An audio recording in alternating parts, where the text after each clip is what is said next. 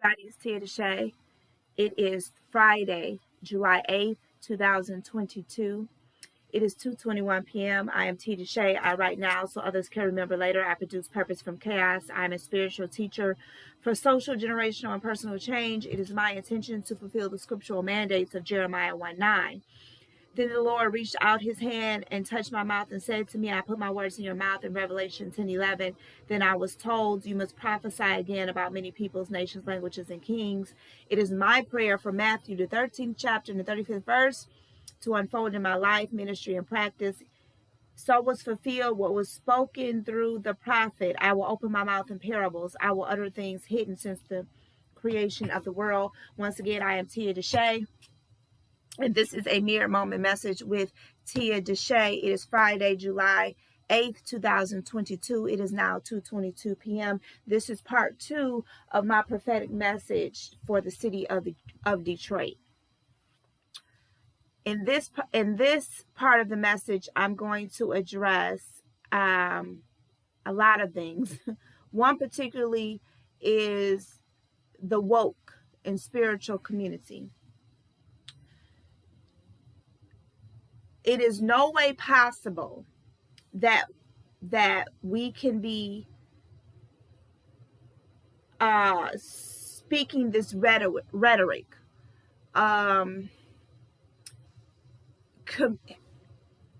communicating this rhetoric on social media, in roundtable discussions, in our little circles within the quote-unquote woke and spiritual community about mental health and breaking generational curses and generational wealth. It's no way that people are really doing this in the city of Detroit. It has to just be talking because the city has not changed. It's just no way.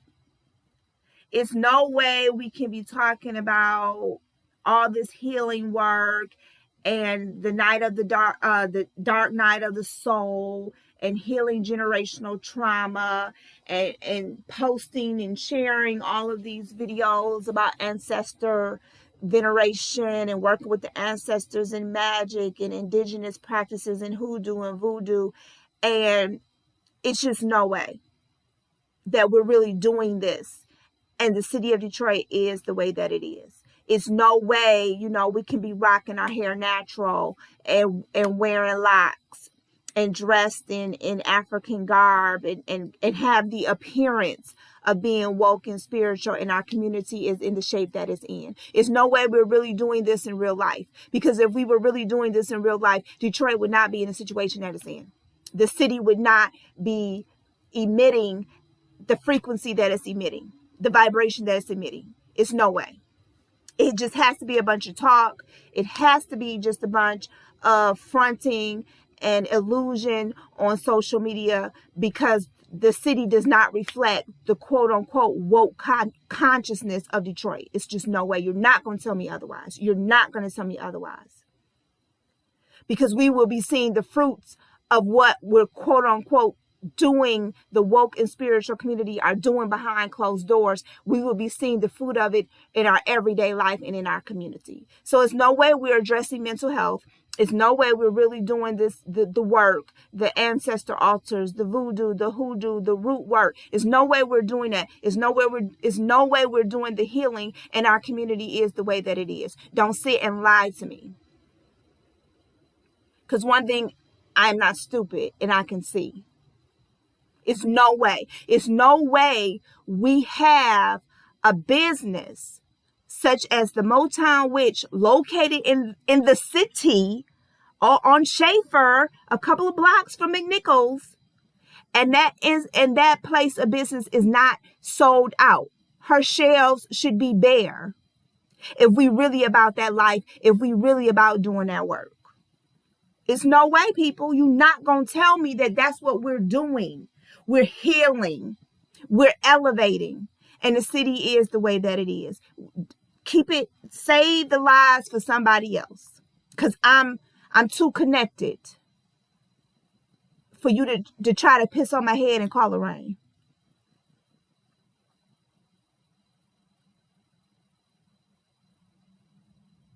we are lying. It's lies. Let's just call it for what it is. It's lying. You're fronting. It's a fad. It's a trend. It's a way to be popular, but you're not doing the work.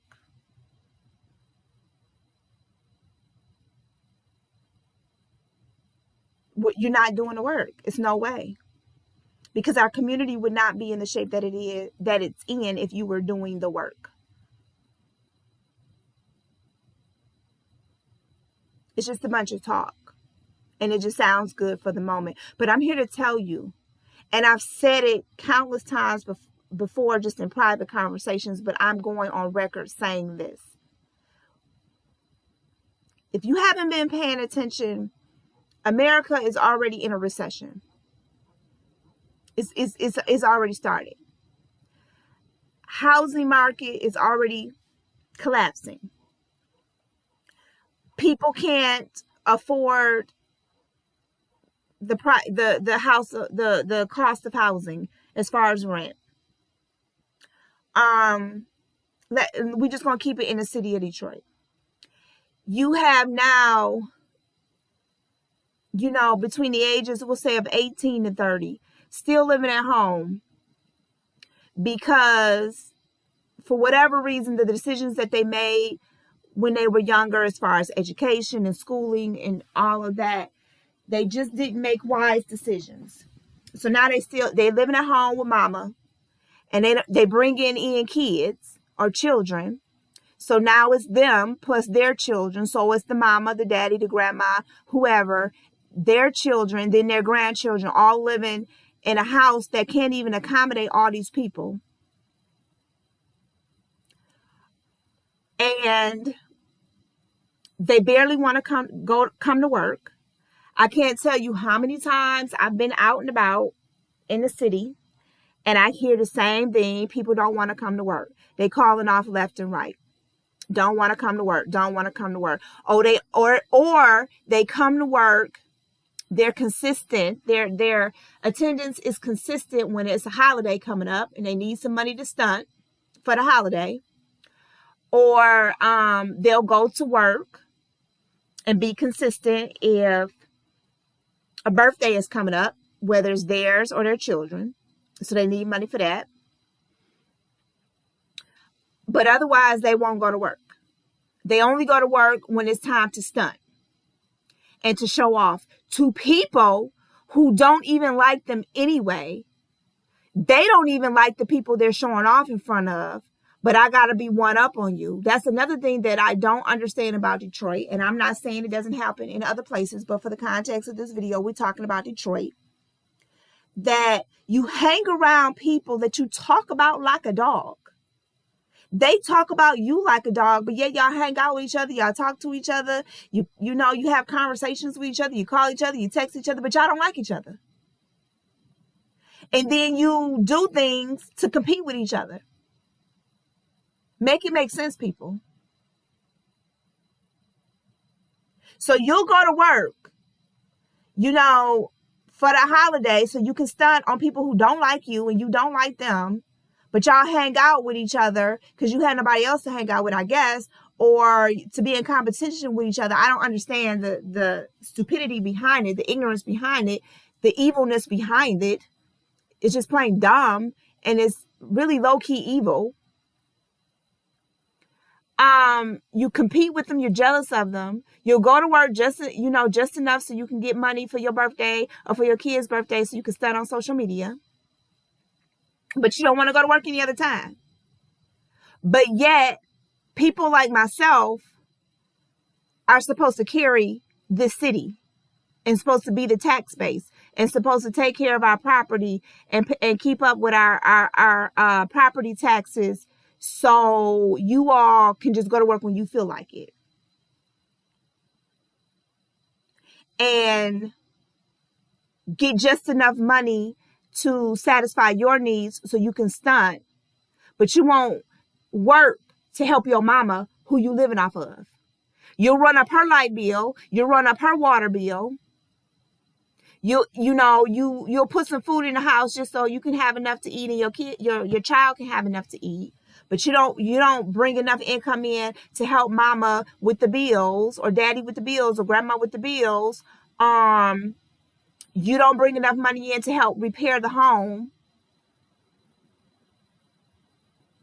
But yet you can't afford to get your own place, so you leeching off mama. How long is that gonna last? And mama or grandma or daddy, you stupid for letting them do it. Because you feeling guilty because you know you didn't do a good job raising them. So now you feeling guilty because you really didn't prepare them to function out here in the real world. You let them do whatever they wanted to do, so they didn't finish school. And so now you feeling guilty. So to absolve that guilt, you let them stay with you and freeload off of you, but they stressing you out and you got one foot in the grave. Because you on disability, you on a fixed income, and you barely got enough to keep a roof over the head, over all of y'all's head, and this child of yours is pretty much not doing anything. And we wonder why the city of Detroit is the way that it is. But they can be up all night in the streets, smoking, drinking, sniffing lines, doing all kind of drugs, causing all kind of trouble. They can come to your house and bring all that drama to your house, but they not paying no kind of bill up in there, and you ain't saying nothing. And people like myself are supposed to carry the weight of this city with that kind of energy in this city. And it's not even just strictly from 18 to 30 years old. It's some people my age in their 40s who do this, who do just enough, who'll go to work just enough so they have enough for their cigarettes, to get their hair done, to play their lottery, do their little whatever. They'll go to work just enough for that. And people like myself are supposed to carry the weight of this city. We're supposed to be the tax base. We're supposed to be, come work here and provide economic value and stability to the city. Absolutely not. We are in a recession. Whether the media will flat out tell you that or not, it has already begun. The housing market is collapsing. People can't afford to pay the rent cost. So now they scheming and scamming to find a way to have housing. I'll have a baby by you because I see you hardworking. You're going to make sure, your child is not going to go without a roof over his or her head. So I'll have a baby by you. And I'll let you work until you 70 years old, way past retirement, to take care, because I know you're going to take care of your child. And it'll keep a roof over my head. They either doing things like that or living off mama or grandma. Because the rent. Then you got, the automotive. People aren't buying cars like they used to. Even used cars are as much as new cars now. And then when you are getting a car, the person can't afford to keep it. They can't afford to keep the insurance on it. They got just enough insurance to drive it off the lot. And then they lapse in their insurance. They don't keep up with the car payments. So now we're gonna face once again with the auto industry, and then with rising food costs. Before, when we had recessions, it was like one or the other.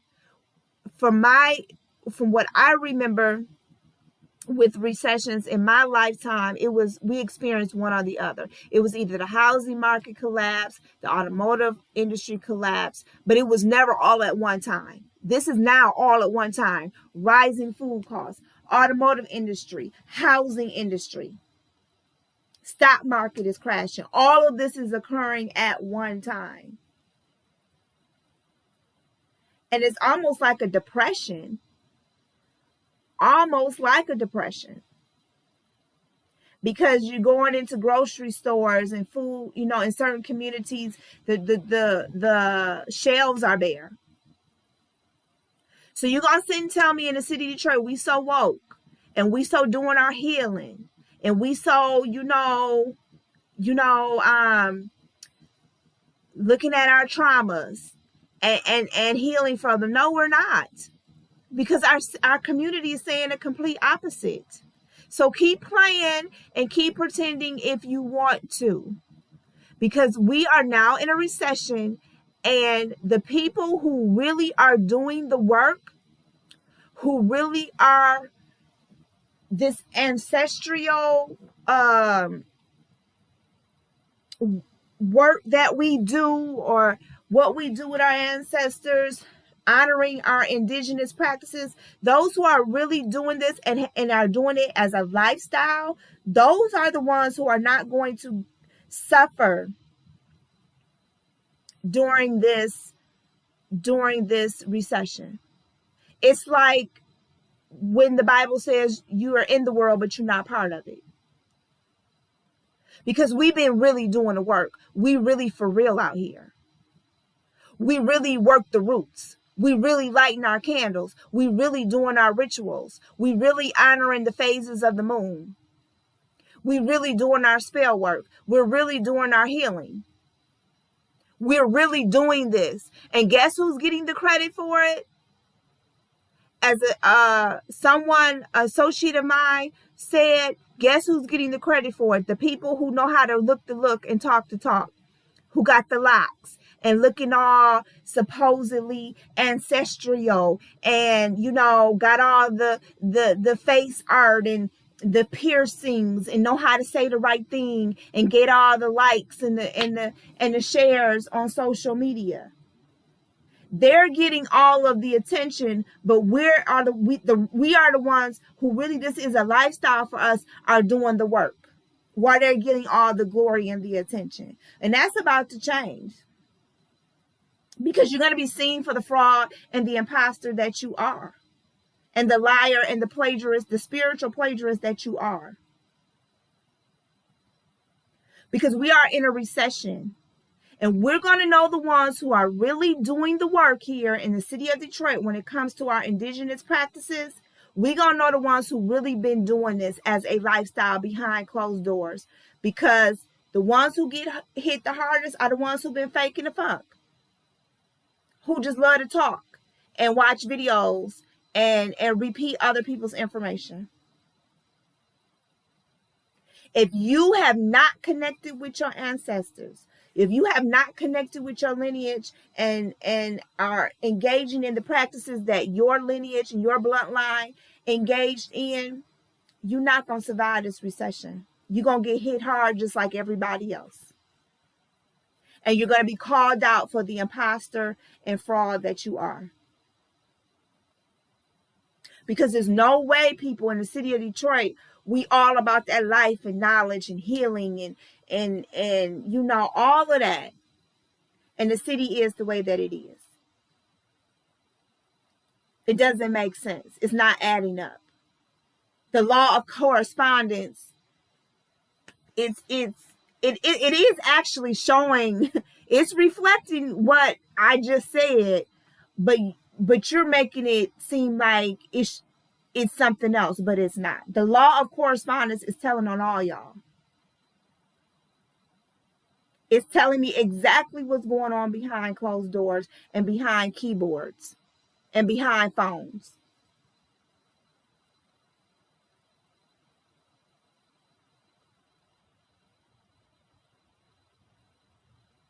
You're not going.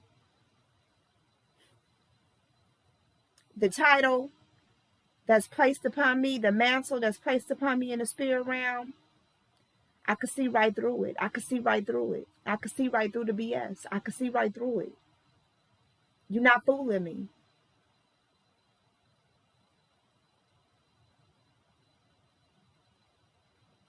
What I'm seeing in the city of Detroit is karma at its finest. People are experiencing their karma. All the times you were mean to people, you were bullies, whether you were an emotional bully, a verbal bully, a physical bully, you getting it. You getting it. It's returning back to sender 1,000 times. Your life is pure hell. And you lit the match by the way you treated people.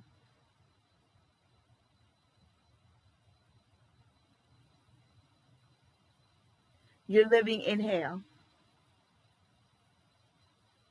But this is karma. In the city of Detroit, we are witnessing karma.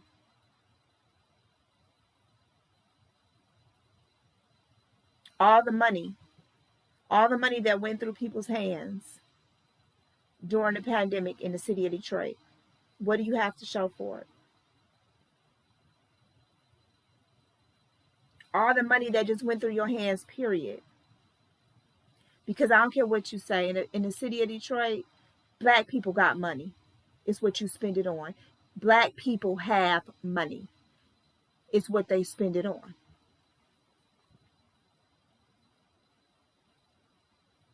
They know how to scheme and scam and hustle to get what they want.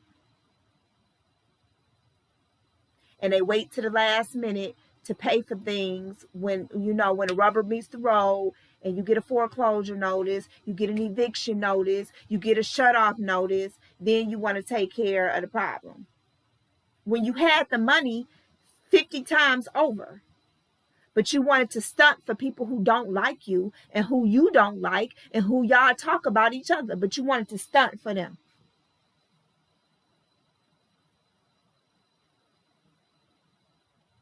Black people in the city of Detroit, you have money. It's what you choose to spend it on. So don't get mad when the shit is about to hit the fan or is hitting the fan.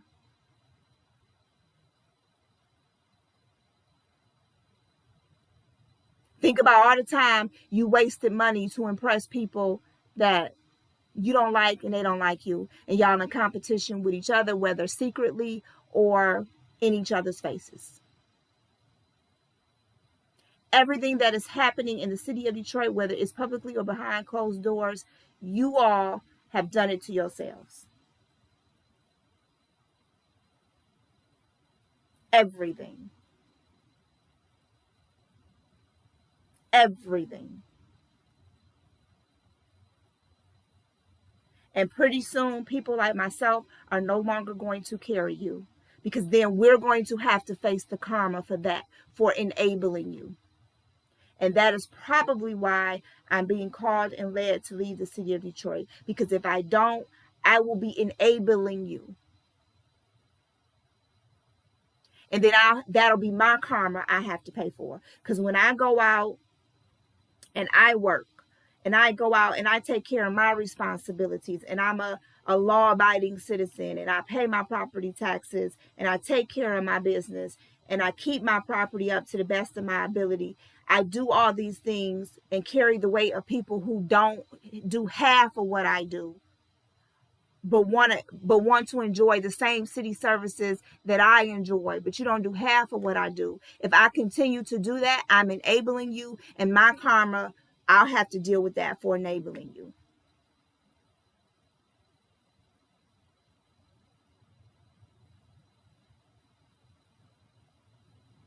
But this message is to say you've been revealed. You've been revealed. You've been revealed. The masks are off. And karma is being served to you on a silver platter. Enjoy. This has been another Mirror Moment message with Tia DeShay. Remember, pay attention to what you don't see, because what you don't see will help you make sense of what you are seeing. And until next time, be blessed and stay aware.